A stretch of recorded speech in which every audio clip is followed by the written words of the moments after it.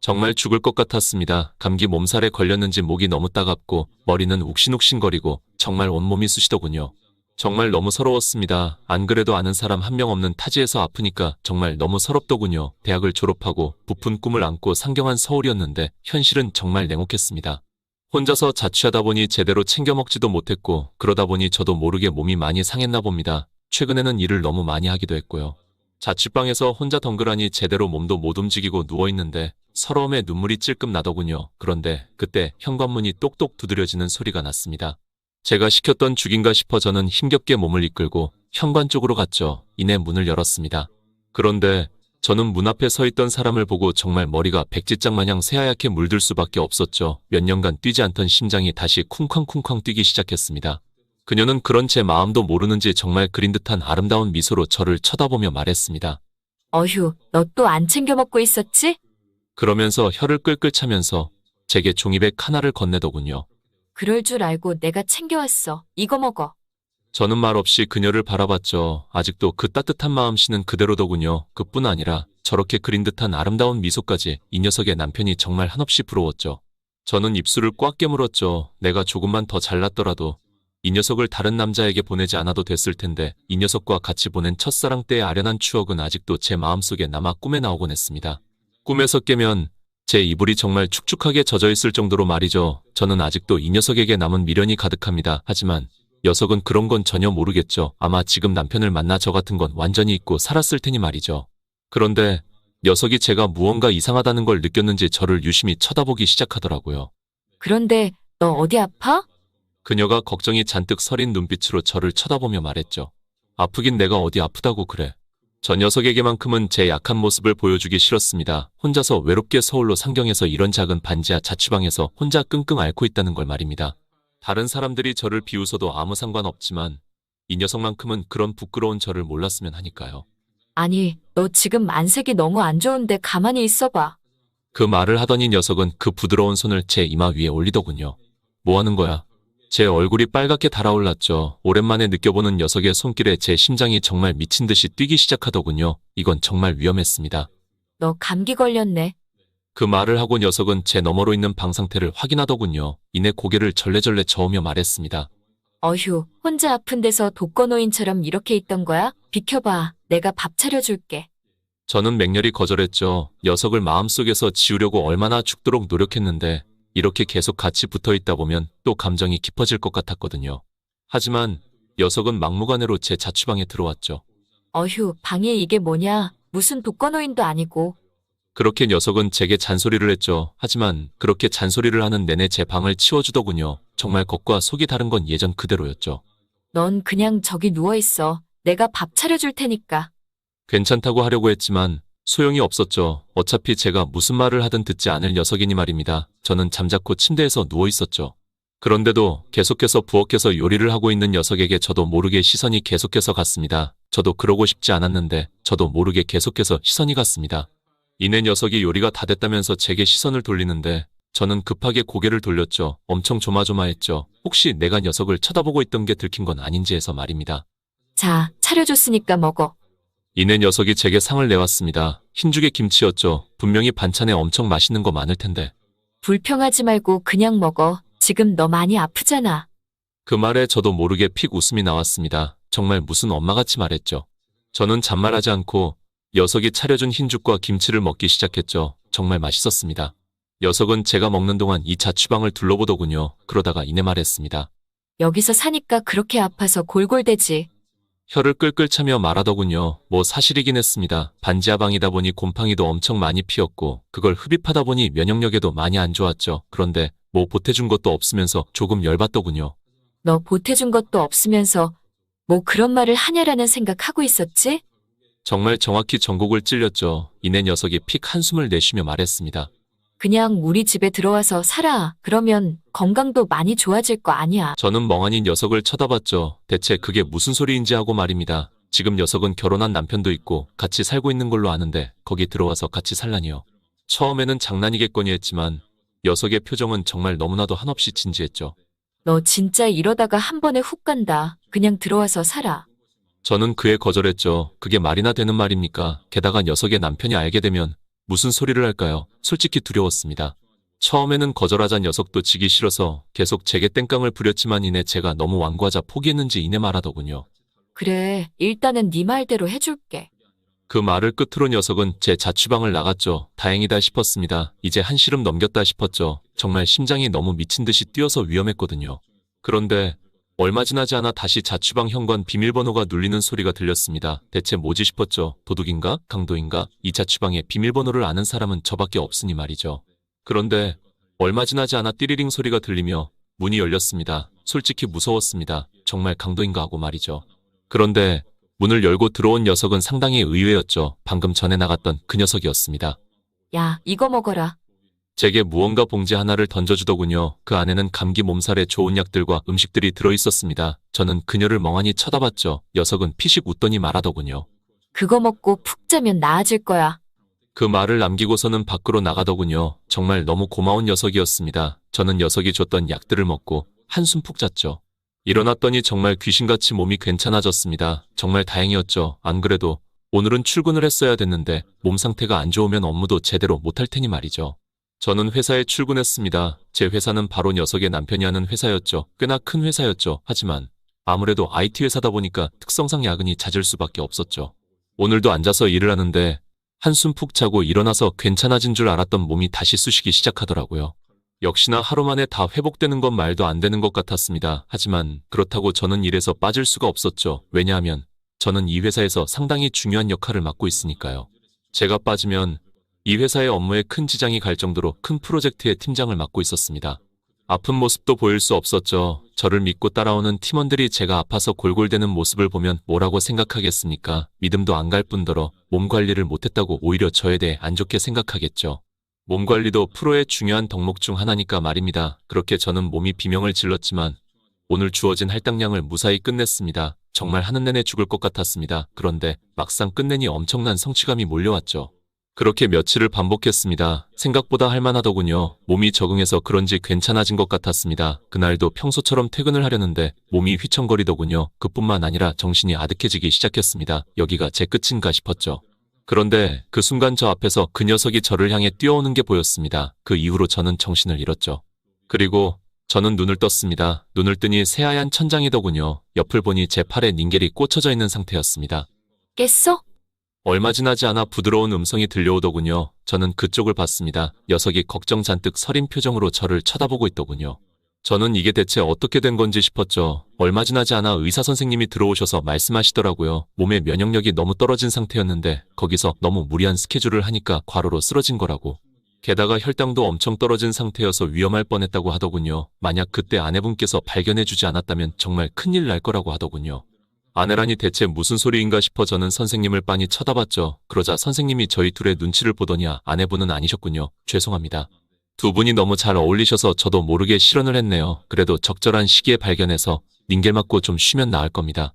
그 말을 끝으로 의사 선생님께서는 고개를 꾸벅 숙이고 나가셨죠. 선생님의 말이 사실이었죠. 정말 이 녀석이 아니었다면 저는 정말 큰일 났을 수도 있으니 말입니다.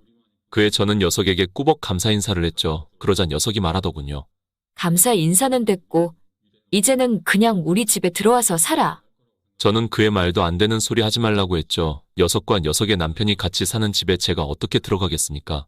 괜히 저 때문에 녀석과 녀석의 남편의 사이가 위험해질 수도 있고 말이죠. 고집 그만 부려라. 너 그러다가 이렇게 병원에 실려왔잖아. 다음에 아무도 너 발견 못하면 어쩌려고 그러냐? 도저히 반박할 말이 떠오르지 않았죠. 녀석의 말이 사실이긴 했으니 말입니다. 만약 녀석이 아니었다면 저는 정말 큰일 났을 테죠.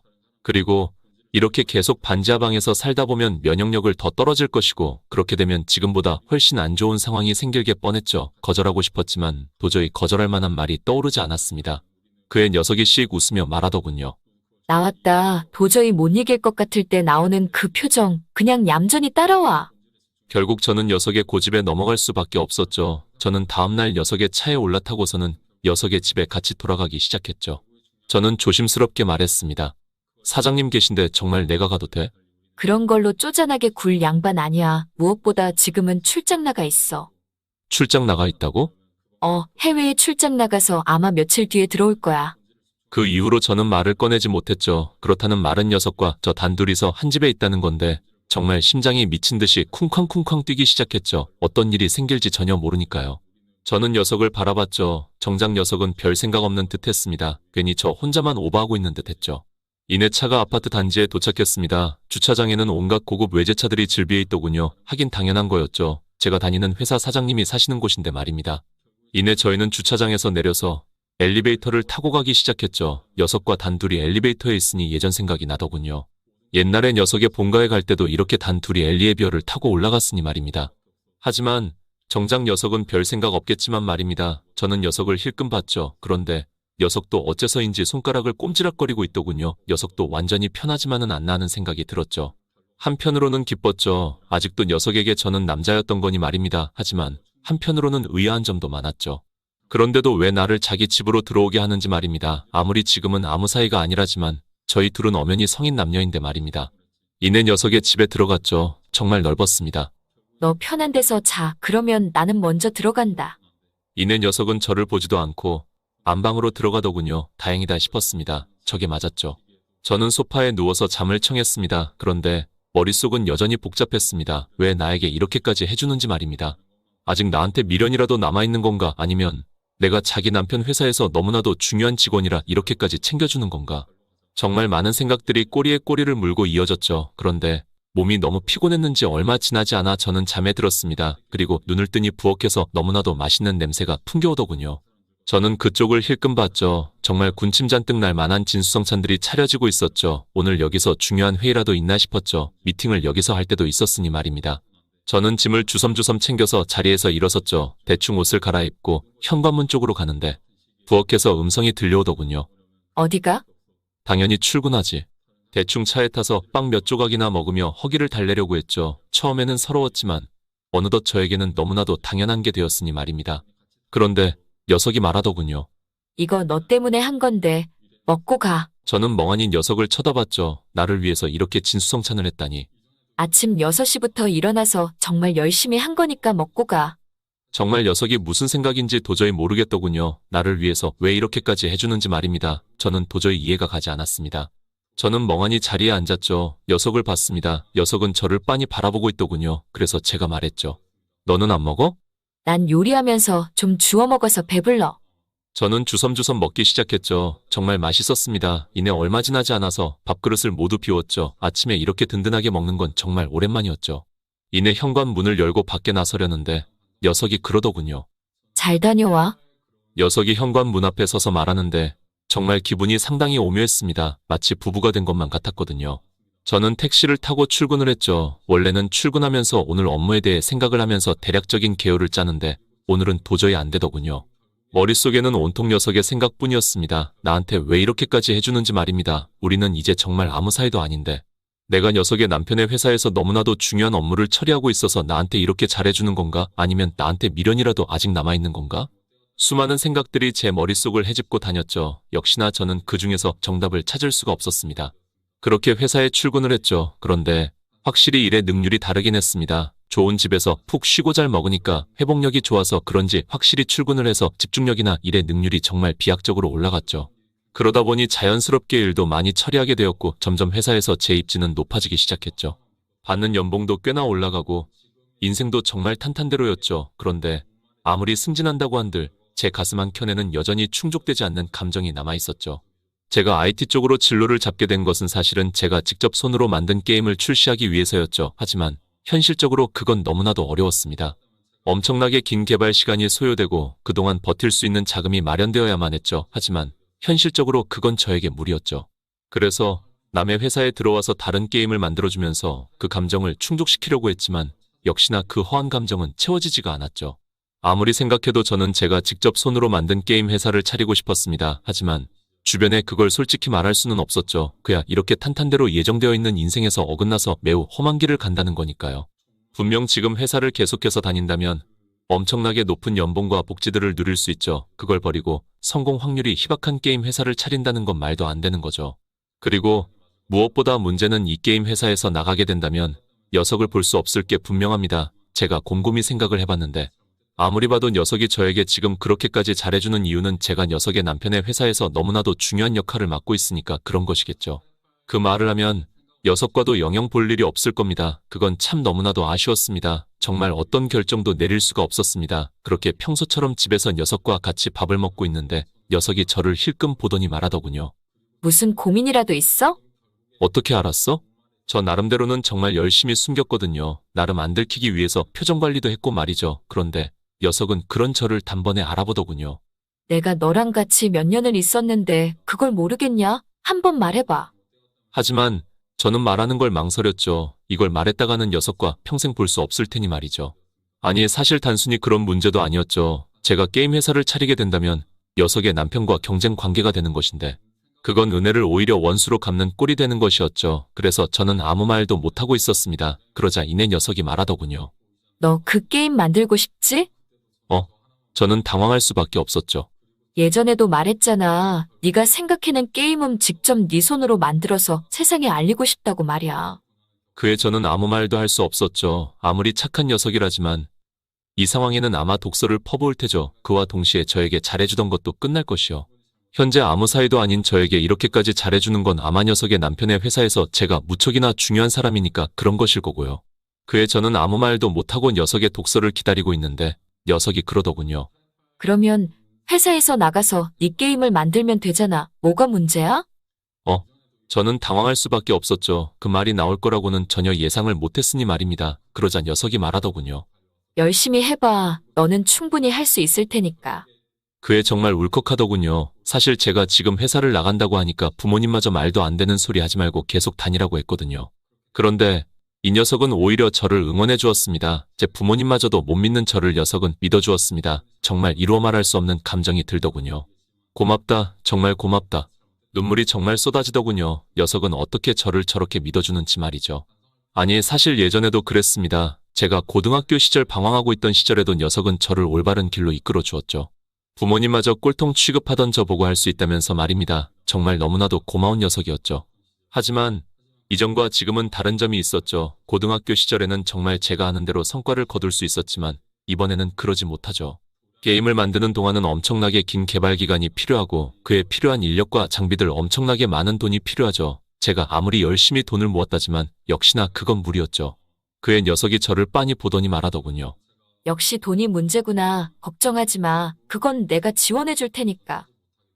대체 무슨 소리인가 싶었죠. 너도 알지? 우리 집 돈 꽤나 있는 거 내가 지원해 줄게. 대체 무슨 소리인가 싶었습니다. 저 녀석 집은 평범한 중산층이거든요. 그런데 갑자기 돈이 있다니. 여기 봐봐. 제가 못 믿는 눈치이자 녀석은 제게 은행 앱을 보여주더군요. 거기에는 정말 많은 액수가 들어있긴 했습니다. 대체 어떻게 된 건가 싶어 저는 녀석을 쳐다봤죠. 내가 지원해 줄 테니까 너는 네 꿈을 위해서 달려봐. 넌 무조건 할 수 있으니까 말이야. 저는 녀석을 한참 동안이나 쳐다봤죠. 분명히 자기 남편의 회사에서 너무나도 중요한 역할을 하고 있어서 나에게 잘해주는 줄 알았는데 그게 아니었던 거죠. 오히려 제가 회사에서 나가고 경쟁 회사를 차릴 텐데도 녀석은 저를 지원해준다고 했습니다. 대체 왜 이렇게까지 해주는지 도저히 이해가 가지 않았죠. 그리고 한편으로는 저렇게 많은 돈이 왜 녀석의 통장에 있는 건지 이해가 안 갔죠. 곰곰이 생각해보면 답을 알 수 있을 것 같기도 하지만 그 당시에는 생각하기가 싫었습니다. 저는 정말 염치 없지만 녀석의 제안을 받아들일 수밖에 없었죠. 고맙다, 정말 고맙다. 이 은혜는 꼭 갚을게. 그래, 나중에 나 꼭 호강시켜줘. 녀석이 배시시 웃으며 말하더군요. 그 미소가 정말 너무나도 아름다웠습니다. 그 뒤로 저는 그 자본금을 바탕으로 본격적으로 제 게임 회사를 차리기 위한 준비들을 하기 시작했죠. 필요한 장비들과 인력 등 정말 많은 돈이 들었습니다. 회사를 차리는데 절차도 상당히 복잡했고요. 그로부터 얼마 지나지 않아 회사를 차릴 수 있게 되었죠. 정말 기뻤죠. 이제 드디어 그렇게 꿈꾸던 제 회사를 차렸으니 말입니다. 하지만 이제부터가 본격적인 시작이었죠. 게임을 어떻게든 잘 만들어서 세상에 알려야 하니 말입니다. 그 뒤로는 정말 거의 하루 종일 회사에서 지냈던 것 같네요. 자동적으로 집에 들어가지 않다 보니 녀석과 볼 일도 없었습니다. 그 점은 너무 아쉬웠지만 지금은 그 정도로 몰입을 해야만 하는 상황이었죠. 밤에 눈이 감길 때 즈음에는 책상에 엎어져서 자고 눈을 뜨면 바로 개발을 시작하고 정말 하루 종일 개발에만 매달렸습니다. 그래도 지치지 않더라고요. 정말 온전히 제가 만든 게임을 위해서 노력하니까 오히려 기뻤습니다. 저희 직원들도 저희 그런 열정을 보고서는 정말 열심히 해주기 시작했고 말입니다. 그렇게 거의 몇 개월간 게임 개발에만 매달렸고 저희는 성공적으로 게임 개발을 성공할 수가 있었죠. 정말 너무 기뻤습니다. 이제 드디어 저희 게임을 세상에 내보낼 수가 있으니까요. 그 뒤로는 저희 게임을 배급해줄 배급사들을 찾기 시작했습니다. 그런데 정말 의아했죠. 모든 게임 배급사들이 저희에게 배급이 불가능하다는 통보만 했습니다. 도저히 이해가 되지 않았습니다. 게임 심의도 문제없이 통과했고 게임 완성도 측면에서도 꽤 높은 평가를 받았는데 말입니다. 정말 절망스러웠죠. 대체 어떻게 된 일인지 자세히 알아보기 시작했습니다. 그리고 이내 그 이유를 알 수 있었죠. 이전에 제가 다니던 게임 회사에서 제가 만든 회사에 고소를 걸었더군요. 내부 정보와 인력을 빼돌려서 게임을 만들었다고요. 정말 말도 안 되는 소리였습니다. 왜냐하면 제가 만든 게임은 제가 정말 오래전부터 구상해오던 게임이거든요. 제 회사의 인력들도 그 회사 사람들은 단 한 명도 없고 말이죠. 사실상 말도 안 되는 땡깡이었죠. 법정에 간다면 저희 회사가 무조건 이기는 싸움이었지만 문제는 시간이었죠. 소송은 거의 몇 년이 걸릴 테고 그동안 막대한 유지 비용도 들 것이고 지금 만든 게임도 트렌드에서 한참 뒤처져 있겠죠. 그렇게 되면 저희 회사는 사실상 끝이었죠. 정말 좌절스러웠습니다. 그렇게 열심히 개발했고 배급만 하면 성공할 자신이 있는데 정말 너무 좌절스러웠습니다. 하지만 직원들 앞에서 회사 대표가 힘든 티를 낼 수는 없죠. 직원들이 뭐라고 생각하겠습니까? 그날은 정말 평생 마시지도 않던 술을 연신 들이켰던 기억이 납니다. 그리고 정신을 차려보니 녀석의 집 대문을 두드리고 있었죠. 끽 얼마 지나지 않나 녀석이 나왔습니다. 녀석은 저를 보더니 의아한 표정을 짓더군요. 웬일이야? 그에 저는 말없이 안으로 들어갔죠. 이내 말했습니다. 망했어. 그게 무슨 소리야? 자세히 말해봐. 그래서 저는 그간 있었던 일을 사실대로 말했죠. 녀석의 남편이 우리 회사 게임에 소송을 걸어서 배급사에서 다 받아주지 않는 상황이라고. 그래서 지금까지 들었던 막대한 개발비는 물론이고 평생의 노력이 전부 물거품으로 돌아갈 거라고 정말 펑펑 울었습니다. 사실상 한탄에 가까웠죠. 녀석이 이걸 해결해줄 수도 아니 해결해줄 이유도 전혀 없으니 말입니다. 어찌되었건 녀석의 남편의 회사에는 이게 이득이었으니 말입니다. 걱정하지 마. 내가 어떻게든 되게 해줄게. 대체 무슨 소리인가 싶었죠. 녀석이 그걸 해결해줄 방법이 전혀 없을 텐데 말입니다. 아니 사실 해결해줄 방법이 있다고 한들 해결해주면 오히려 자기 손해고 말이죠. 하지만 그럼에도 녀석은 확신에 찬 표정으로 말했습니다. 걱정하지 마. 내가 해결해줄 테니까. 저는 그 당시에 녀석을 믿을 수밖에 없었습니다. 아니 사실 다른 방법이 없었거든요. 하지만 별반 기대는 하지 않았습니다. 그게 해결되면 녀석의 남편의 회사에게는 꽤 큰 타격일 테니 말이죠. 그렇게 다음날에 회사에 출근을 했는데 무언가 평소와 다른 게 느껴졌습니다. 원래라면 자리에 앉아서 일하고 있을 직원들이 자리에서 일어선 채로 웅성웅성 대고 있었더군요. 분명히 무슨 일이 생긴 듯 싶었죠. 더 정확하게는 무척이나 나쁜 일이 생겼다고 확신을 했습니다. 그래서 저는 조심스럽게 직원들에게 다가갔죠. 그러자 직원들이 저를 보고서는 멍한 표정을 짓더군요. 그러면서 말했습니다. 대표님, 대박입니다. 대체 무슨 소리인가 싶었죠. 갑자기 대박이라니. 그 순간 머리에서 온갖 가능성들이 생각나더군요. 대체 뭐가 대박이라는 건지 말입니다. 하지만 아무리 생각해도 도통 모르겠더군요. 그래서 물어보니 말하더군요. 저희 회사에 걸린 소송이 취소되었답니다. 그 말에 놀라 저는 황급히 컴퓨터를 봤죠. 그러니 정말 저희 회사에 걸린 소송들이 취하되어 있더군요. 대체 어떻게 된 건지 모르겠더라고요. 그러다가 이내 어제 있었던 일이 생각이 났습니다. 설마 녀석이 이 문제를 정말 해결해 준 건가? 정말 어떻게 감사 인사를 해야 할지. 하지만 우선은 그건 미뤄두기로 결정했습니다. 최대한 빨리 배급사를 찾는 게 먼저였으니까요. 저희는 그 뒤로 수많은 배급사들에게 연락을 넣었고 그 결과 한국에서 가장 유명한 배급사의 게임을 런칭할 수 있게 되었죠. 그날에는 정말 직원들과 저 모두 기쁨의 소리를 질렀죠. 정말 너무나도 기뻤거든요. 사실상 포기하고 있었는데 이렇게 일이 풀리게 되니 정말 이루어 말할 수 없는 기쁨이 몰려왔죠. 그리고 그 무엇보다도 이 모든 건 바로 그 녀석 덕분이었죠. 그래서 저는 녀석이 좋아할 만한 와인을 사서 녀석의 현관 문 앞에 섰죠. 문을 두드리려는 순간 갑자기 안에서 큰 소음이 들리더군요. 너 이게 도대체 무슨 짓이야? 여보, 잠깐만 진정해봐. 그러니까. 녀석의 남편과 녀석의 목소리였죠. 아마 엄청나게 다투고 있는 듯 했습니다. 저는 당장이라도 가서 말리려고 했죠. 하지만 다음 말을 듣고 차마 그러지 못했습니다. 너 누가 멋대로 소송 취하하래? 그러라고 내가 너 대리인 자격 준 줄 알아? 도저히 그 현관문이 두드려지지 않더군요. 바로 그들이 싸우고 있는 원인은 저 때문이었으니까요. 당장이라도 들어가서 말리고 싶었지만 차마 그럴 수가 없었습니다. 그 모든 원인은 저 때문이었으니 말입니다. 그리고 이렇게 많은 돈을 저 회사에 넣어? 너 뭐야? 당장 말 안 해? 정말 주먹이 꽉 쥐어졌습니다. 지금 괜히 들어갔다가는 모든 게 망쳐질 수 있으니 말입니다. 제가 게임 런칭에 성공하고 그 게임이 성공하기만 한다면 그 뒤로 녀석을 데리러 와도 되는 문제였습니다. 저는 그 뒤로는 다시 게임 개발에만 매진하기 시작했습니다. 그런데 도중에 녀석과 녀석의 남편의 이혼 기사가 떴더군요. 녀석은 한 푼도 받지 못했다고 하더군요. 제가 어떻게든 성공해서 녀석을 호강시켜 주어야겠다고 생각이 들었죠. 완성된 게임에 오류가 있는지 몇 번이나 다시 들여다보고 몇 번이나 다시 들여다보고의 반복이었습니다. 그리고 드디어 저희의 첫 오픈 날이 되었죠. 수많은 직원들과 한 곳에서 모여 저희는 모니터를 바라봤습니다. 거기에는 동시 접속자 수가 뜨고 있었죠. 이게 무조건 잘 되어야 합니다. 그래야만 녀석의 큰 은혜를 갚을 수가 있으니 말입니다. 그렇게 오픈한 지 1시간이 되었지만 저와 저희 직원들 모두 표정이 좋지 못했습니다. 저희가 예상했던 동시 접속자 수보다 한참이나 낮은 수치가 기록되어 있었거든요. 저희의 기대치를 한참이나 못 미치는 실적에 저희는 좌절할 수밖에 없었죠.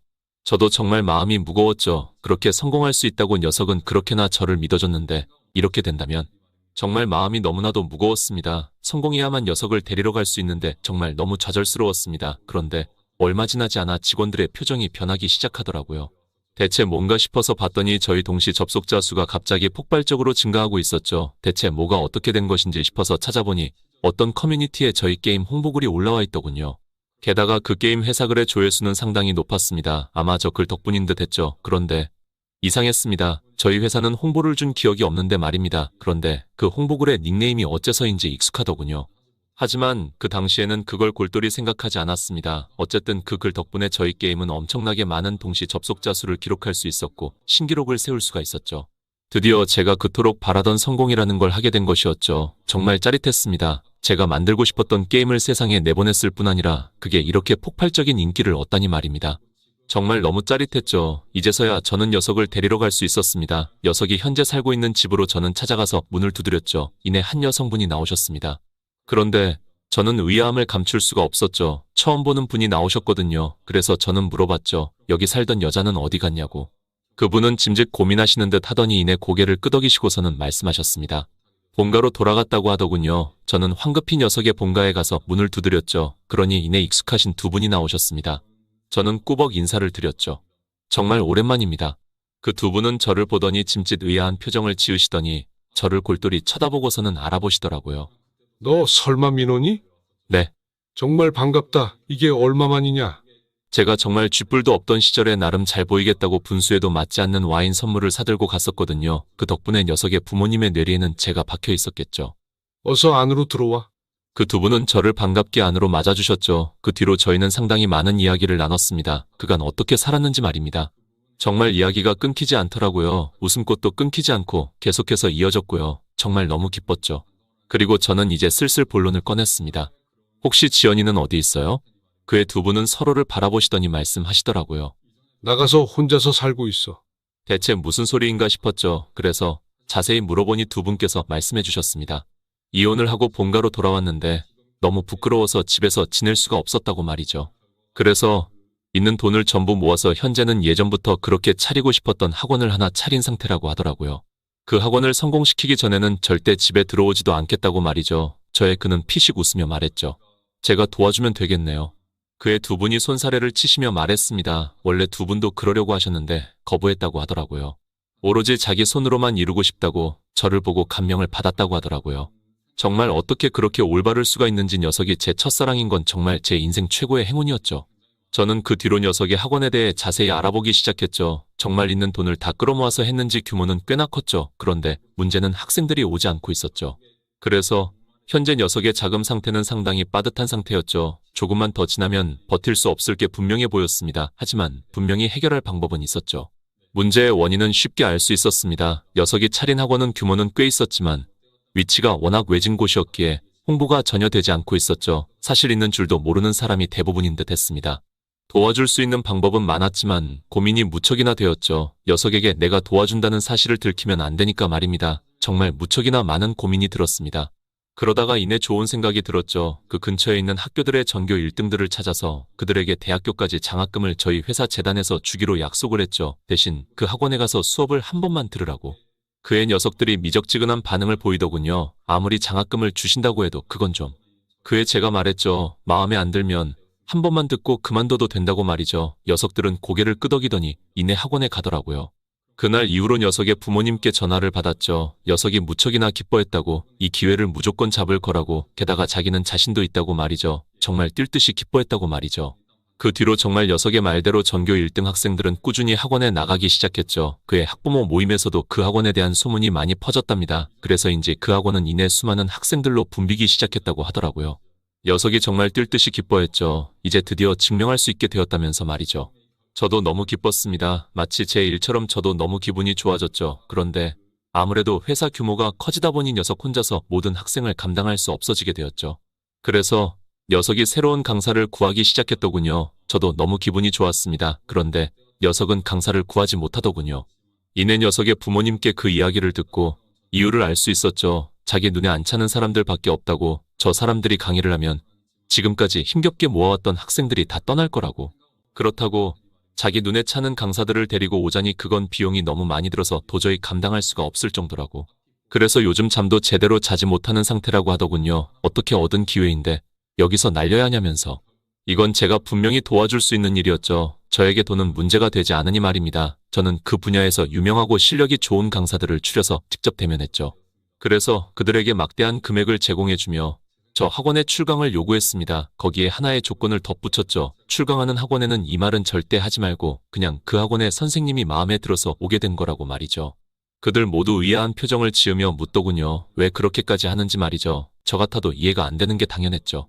그 뒤로 그 선생님들이 출강하기 시작했고 녀석의 학원의 규모는 이내 걷잡을 수 없이 커지기 시작했죠. 부산, 대구, 서울 정말 많은 지역에 체인점을 세웠습니다.